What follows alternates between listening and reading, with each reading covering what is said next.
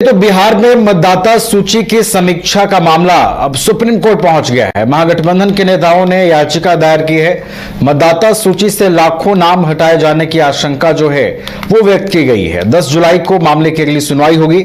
इस वक्त हमारे साथ हमारे बिहार संपादक एसके राजीव जी हमारे साथ जुड़े हुए हैं, उनसे जुड़ेंगे और अधिक बातचीत इस पर करेंगे। आपको बता दें कि 10 जुलाई को इस मामले की अगली सुनवाई होगी। महागठबंधन के नेताओं ने सुप्रीम कोर्ट में एक याचिका दायर की है। मतदाता सूची से लाखों नाम हटाए जाने की जो आशंका है वो व्यक्त की गई है। इसके राजीव जी, देखिए, बीते दिनों हमने देखा कि लगातार सियासी घमासान इस पूरे मामले पर होता रहा और अब अंततः जिसकी आशंका थी कि ये मामला सुप्रीम कोर्ट जाएगा, अब याचिका दायर कर दी गई। नहीं, देखिए नवीन, जब से चुनाव आयोग ने बिहार में मतदाता सूची को लेकर के आदेश जारी किया है, उसके बाद से ही बिहार की सियासत में लगातार बवेला मचा हुआ है और महागठबंधन खास करके इसे एक बड़ा मुद्दा बना रही है। और आप देख रहे होंगे कि लगभग हर एक दिन तेजस्वी यादव इस मामले को लेकर के पीसी करते हैं। कृष्णा अल्लावरू जो बिहार कांग्रेस के प्रभारी हैं, वो भी लगभग हर एक दिन पटना सुबह पहुंच जाते हैं और पीसी में वो शामिल रहते हैं। लेकिन जो एक बड़ा अपडेट है इसमें कि सुप्रीम कोर्ट में इन लोगों ने विधिवत इस आदेश को चुनौती दी थी, जिसको कि मंजूर कर लिया सुप्रीम कोर्ट ने, और 10 तारीख को इसकी जो है वो विधिवत सुनवाई होगी गुरुवार को। और कपिल सिब्बल दिल्ली में इस बात की उन्होंने जानकारी दी है। और अब से थोड़ी देर पहले जब पटना में तेजस्वी यादव पीसी कर रहे थे तो इस बात की भी जानकारी तेजस्वी यादव ने दी कि भाई सुप्रीम कोर्ट ने हमारी याचिका को मंजूर कर लिया है और 10 तारीख को सुनवाई की तिथि जो है वो मुकर्रर की गई है।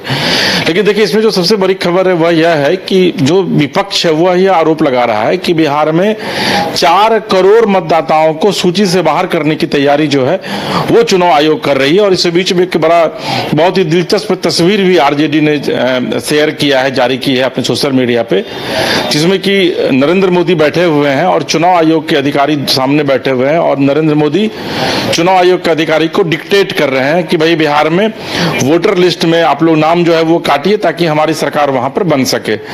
तो विपक्ष जो है वो हर एक मतलब कोई भी ऐसा मौका नहीं है जिससे वो चूक रहा है। और यही वजह है कि आप देखे होंगे कि अभी चाहे वो तेजस्वी यादव हो, चाहे वो राजेश राम हो, मुकेश सहनी, तमाम लोगों ने विधिवत पटना में एक प्रेस कॉन्फ्रेंस करके यह कहा है कि आगामी 9 तारीख को यानी कि 9 जुलाई को इस मामले को लेकर के पूरे पटना को बंद किया जाएगा और साथ ही पूरे बिहार में अलग अलग जिलों में जो है वो बंदी को जो वो सफल बनाने के लिए जो महागठबंधन के नेता है और खास करता है वो सड़क पर उतरेंगे। और 9 तारीख को राहुल गांधी भी पटना में आएंगे दिल्ली से और बंद का वो नेतृत्व करेंगे। यानी कि 9 तारीख को जबरदस्त बंद आपको पटना में जो है वो देखने को मिलेगा और बिहार के अलग अलग जगहों पर भी। तो विरोध का जो स्वर है या फिर विरोध के जो सुर है, आप कह सकते हैं कि लगातार एक एग्रेशन मोड में आता दिख रहा है और सरकार को घेरने के साथ साथ चुनाव आयोग को पूरे घेरने की तैयारी हो गई। हालांकि चुनाव आयोग की तरफ से परसों यानी कि शनिवार को भी एक बयान आया था और यह कहा गया था कि जो आरोप विपक्ष के द्वारा लगाया जा रहा है वो पूरे तरीके से आरोप गलत है। चुनाव आयोग किसी भी दलगत भावना से ऊपर उठ करके काम करती है। ये बात अलग है कि जब चुनाव आयोग कोई भी काम करती है तो जो लोग विपक्ष में होते हैं वो उनको वो काम अच्छा नहीं लगता है, लेकिन जब वही विपक्षी पार्टी सत्ता पक्ष में आ जाती है और फिर उस चुनाव आयोग के काम को अप्रिशिएट करती है। लेकिन इन सब के बावजूद नवीन, बिहार में ये एक बड़ा मुद्दा बन गया है जिसको कि आने वाले दिनों में राष्ट्रव्यापी मुद्दा बनाने की तैयारी है। और देखिए, तृणमूल कांग्रेस, मुझे याद आ गया कि ममता बनर्जी ने भी इस मामले को जो है वो चुनौती दी है कोर्ट में, क्योंकि आपको पता है कि अक्टूबर नवंबर में बिहार में चुनाव होना है और फरवरी मार्च में फिर अगले साल यानी कि 2026 में झारखंड में चुनाव होना है।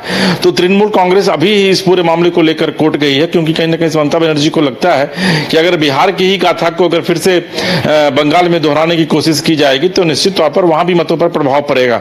लिहाजा तृणमूल कांग्रेस ने भी कोर्ट का दरवाजा खटखटाया है। जी नवीन, चलिए, तो कोर्ट का दरवाजा खटखटाया है और 10 जुलाई को मामले में सुनवाई होगी। देखना है इस पूरे मामले में क्या कुछ सुनवाई होती है, क्या कुछ सामने निकल करके आता है। आपको बता दें कि इस पूरे मामले में महागठबंधन की ओर से याचिका जो है वो दायर की गई है। चलिए, खबरों में बढ़ेंगे आगे और बिहार में मतदाता सूची पुनरीक्षण में गड़बड़ी का मामला है। पटना डीएम डॉक्टर चंद्रशेखर सिंह की बड़ी कार्रवाई जो है वो देखने को मिली है। पटना डीएम ने 4 बीएलओ को निलंबित किया है। मतदाता सूची पुनरीक्षण में ये सभी लोग गड़बड़ी कर रहे थे। आपको बता दें कि लगातार मतदाता सूची पुनरीक्षण में जो गड़बड़ी की शिकायतें मिली थी उस पर बड़ा action Patna DM doctor Chandrashekhar Singh की ओर से किया गया है। पटना डीएम ने 4 बीएलओ को निलंबित किया है, मतदाता सूची पुनरीक्षण में ये गड़बड़ी कर रहे थे।